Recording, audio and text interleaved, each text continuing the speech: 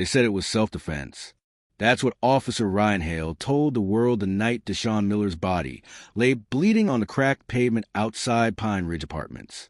But the truth had a different story to tell. Deshaun wasn't a criminal. He wasn't dangerous. He was a 27-year-old mechanic who fixed people's cars for free and worked overtime to take care of his mother. He smiled through struggle, wore oil stains like armor, and carried hope in hands calloused by hard work. He was walking home that night, tired, quiet, and just trying to make it through another long day. He didn't know he was walking into the last moments of his life. The police cruiser rolled up behind him. Red and blue lights cut through the night. A voice barked from the darkness. "Stop right there. Show me your hands." Deshaun turned slowly, both hands raised, his lunchbox still dangling from one. "Officer," he said, his voice steady, "I just got off work." He never got the chance to say another word. One gunshot echoed through the night, and Deshaun fell face first to ground. No weapon, no threat, no second chance. By morning, the news had already chosen its side. Officer shoots armed suspect, claimed self-defense. They said he lunged. They said he resisted. They said Officer Hale feared for his life. But the truth, the real truth, was buried under a pile of reports, excuses, and silence. The world moved on, but one person couldn't. Her name was Alyssa Miller, Deshaun's little sister. Quiet, brilliant, and underestimated. She worked in the city's forensic lab, analyzing bullets, fingerprints, and stories written in blood. While most people avoided pain, Alyssa studied it for a living. And now, pain had come home. At Deshaun's funeral, she stood over his coffin, her tears falling on the wood. Her voice was low but certain. "They may have taken your voice, Deshaun, but I'll make sure they hear your truth." She started digging. Every night after work, she sat under the glow of her desk lamp, surrounded by case files, photographs, and evidence reports. She read the police statement over and over. It didn't add up. The time stamps didn't match. The trajectory report was vague. And the officer's body cam malfunctioned, they said. Alyssa filed requests for the autopsy results and ballistic details. Each one came back denied.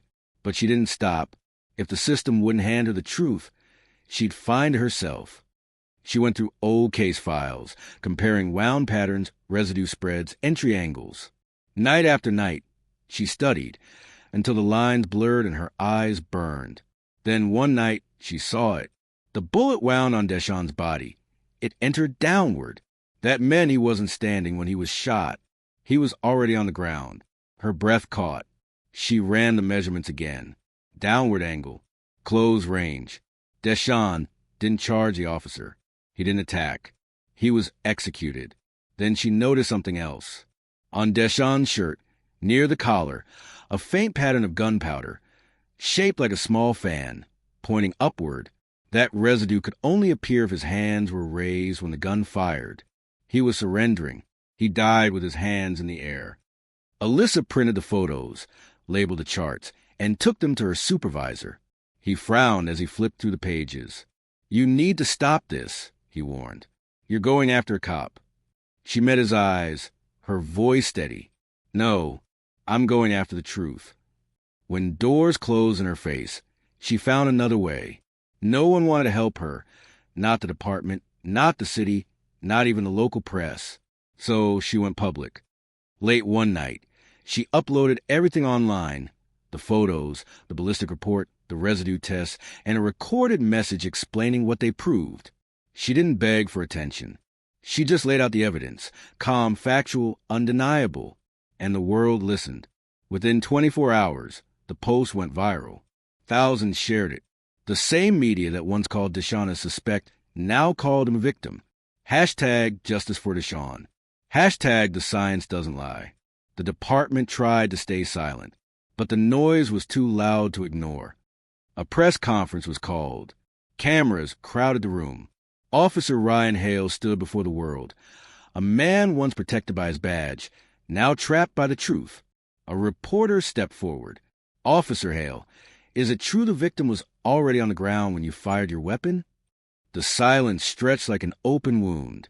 Hale's face tightened. And for the first time, the man who claimed to fear for his life looked afraid of something real. Exposure. Finally, he whispered, "I didn't think anyone would find out."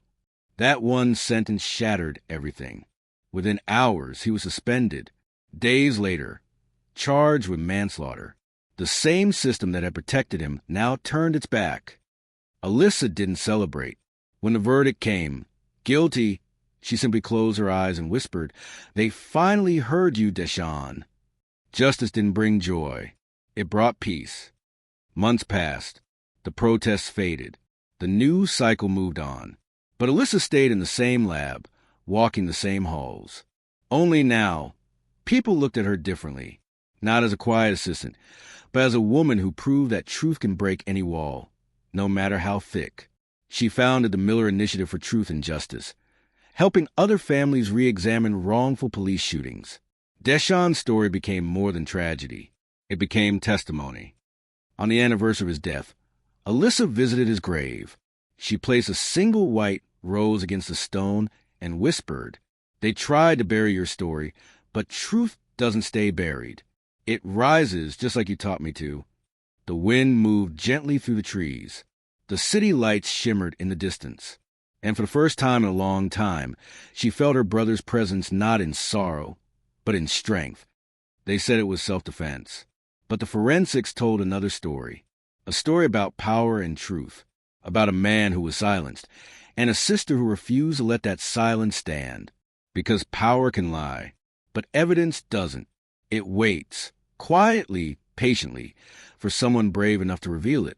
And when truth finally speaks, even the darkest system has to listen.